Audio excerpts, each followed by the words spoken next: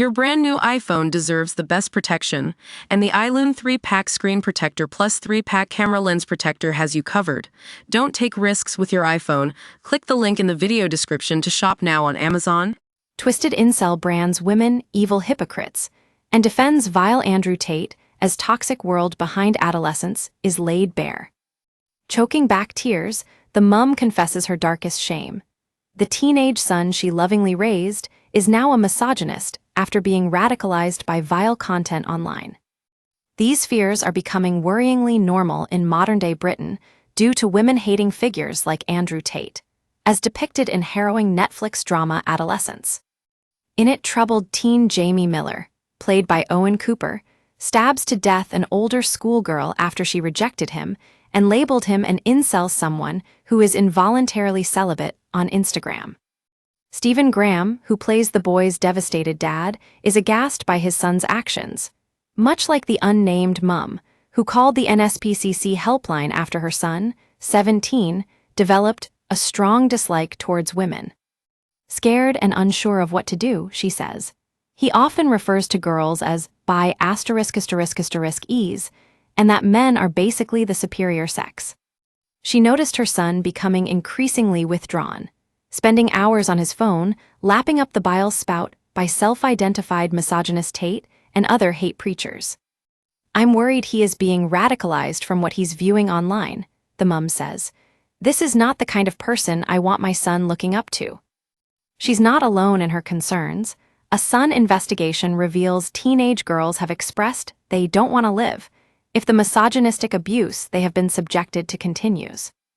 They claim to have been bullied and sexually harassed by boys harboring views of Tate, and one charity warns online algorithms are acting as the recruiting sergeant to lure boys to join sadistic online groups dedicated to extreme violence. A leading anthropologist tells us dangerous content of the manosphere blogs, websites, and social media promoting masculinity and misogyny is everywhere, and is no longer on the fringes of society thanks to influencers, who paint a very nihilistic picture of the world, where men are public enemy number one. Someone who knows the manosphere's impact only too well is Dominic Schmidt, who openly identified as an incel and says he hates most women. Due to his misogynistic views, Dominic, from Ohio, is isolated. He isn't close to his family apart from his dad, who he says finds me weird and has very few friends. Of his 4 relationships, the 27-year-old virgin claims all women have treated me badly, which influences his loathing of females and insists manosphere content doesn't brainwash people. "Women are so shallow, evil, and very hypocritical," he tells me, and worryingly is unwilling to find exceptions to his beliefs. "Women judge us for not making 6 figures, not being 6 foot tall with six-pack abs and a chiseled jaw and a 3-story house. If we don't, we aren't worth anything to them." Dominic believes Andrew Tate is right about a lot of things, and contrary to what's seen in Adolescence, doesn't believe their content corrupts young minds. He says, "Not all incels are violent like serial killer Elliot Rodger, but there are more than you think. I'm not a violent one. I think that's bad and shouldn't happen. I don't think incel and misogynistic videos brainwash men to kill. Lots of men just hate women. It's only a small amount who kill. I wouldn't blame social media for why someone goes crazy. If it did, all incels would be killing people, and there are a lot of virgin men out there like me. But if you're bullied by a woman, and you're already mentally ill, or have some wrong with you psychologically that may push someone over the edge. Believing women are only interested in men who look like Johnny Depp, Leonardo DiCaprio, Brad Pitt, Timothy Chalamet, and Tom Cruise, Dominic isn't confident about his love life. He believes in the 80-20 rule, also mentioned in Adolescence, which argues that 20% of the most dominant men hoard 80% of women, and says holes are always treated better. The view is believed by nearly 81% of incels surveyed in the 2024 UK government report, and nearly 55% used anonymous social media to vent their anger in the past year. Those platforms and forums reinforce these views, with Dominic saying, "There are posts like, 'I'm subhuman trash, what can I do to get women or to improve my looks?' Why are women so cruel? And stuff like that. Some people do talk down on women, calling them SL **S and W **S, but a lot of it is men asking others to rate their appearances to help with looksmaxing. The term refers to men trying to find out what they can do to make themselves the most attractive to women as they can be. Dominic believes an incel dating service or girlfriend experience is in dire need and admits, maybe if I wasn't a virgin, I would support women. He wrongly believes men always do harder jobs, so should be paid more, and women shouldn't be allowed abortions because there must be consequences for sex addicts. Dominic also incorrectly believes women's body counts. The number of people they have slept with are the reason for high STD rates across the world. The terrifying rise of the toxic online content is having a chilling effect on both boys and girls, with reports of teens feeling suicidal over the toxic abuse. In one Childline transcript shared with The Sun, a 14-year-old girl says she doesn't want to live anymore because, thanks to the likes of Tate and others, misogyny has become normalized at her school. She reveals most of her female pals have experienced sexual harassment already in ads. If the rest of my life is like school, then I don't want to live it. I guess I'll just have to suck it up because what else can I do? It's leaving girls worried about their careers too, with a 13-year-old saying she and pals are picked on by boys, heavily influenced by Tate, for wanting to become things that aren't for women. She continues, "It's made me feel like I'll never get into my chosen field considering people like them will be in the future generation. I hate it so much, but I know I can't do anything to stop it." Another girl, 12, blames this creep Tate, who she labels as absolutely vile, for polluting her brother's mind and had a massive row because he won't stop watching him. She adds, "I don't think my family realize how damaging Tate is to society, and I can't believe people like my brother look up to him." One 16-year-old revealed she no longer enjoys her pastime of playing video games because of sexist remarks in those where there is voice chat.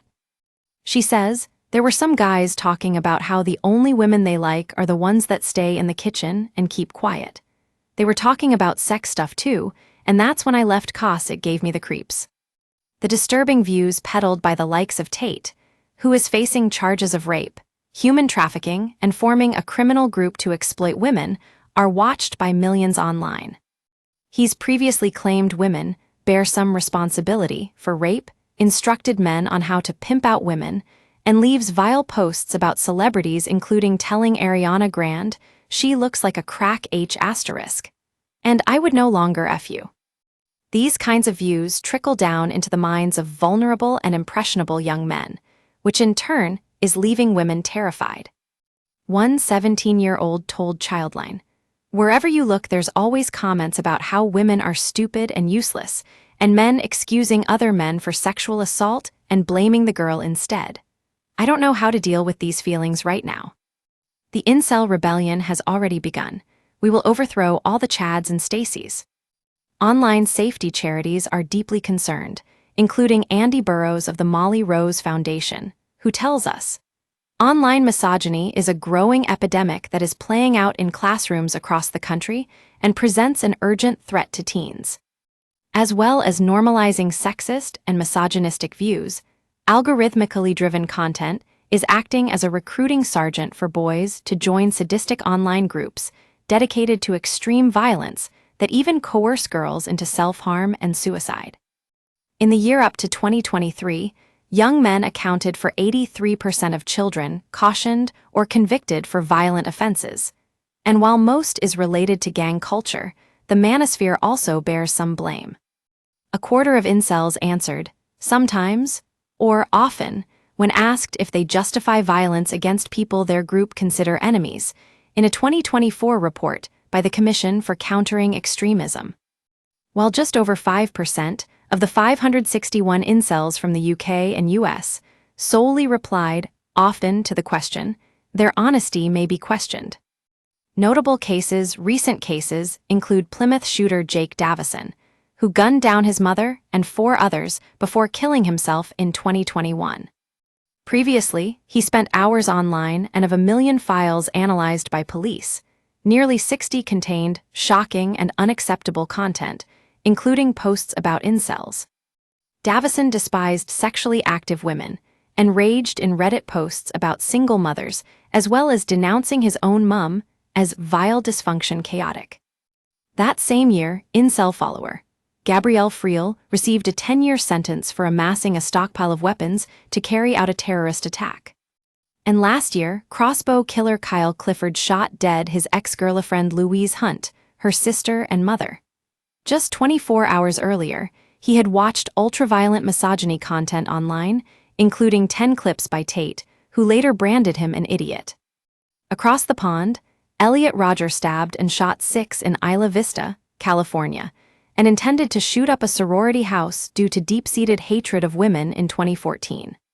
He left behind a video and a 141-page autobiography detailing his anger about having never even kissed a girl, and said he had no choice but to exact revenge on the society that denied him sex and love.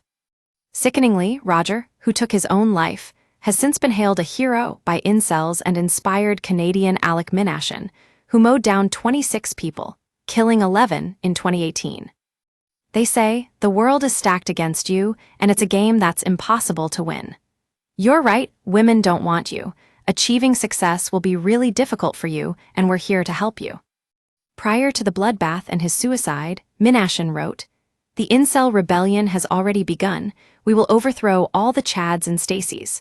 All hail the supreme gentleman Elliot Rodger." Chads are muscular, popular men who sleep with lots of women, while Stacys are ultra-feminine, attractive and unattainable except to the former male group, according to incel ideology. Anthropologist Saul Parker, 48, co-founder of research organization The Good Side, was shocked to discover how rife misogynistic content has become. "It's everywhere, which may sound alarmist, but it's true," Saul said.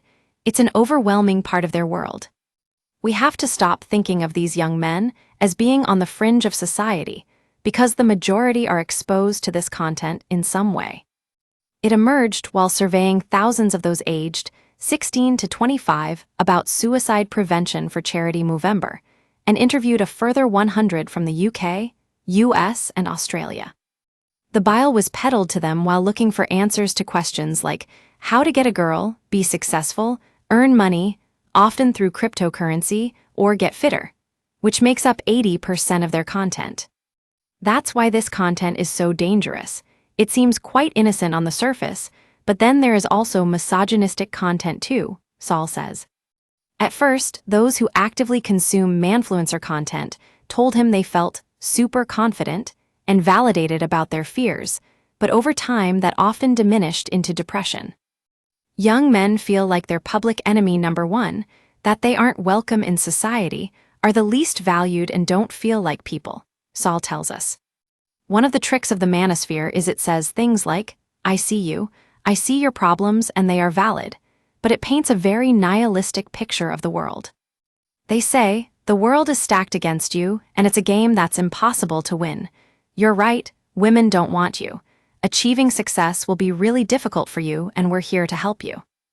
Obviously, they don't have the answers, and the young men they attract feel worthless and are more likely to feel sad, depressed, anxious, and harassed when the advice doesn't work.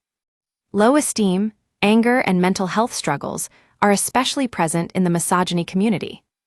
The government's 2024 survey found 1 in 5 incels contemplated suicide every day for the prior 2 weeks. Many presented a high degree of victimhood, and a third passed the cutoff point for an autism spectrum assessment.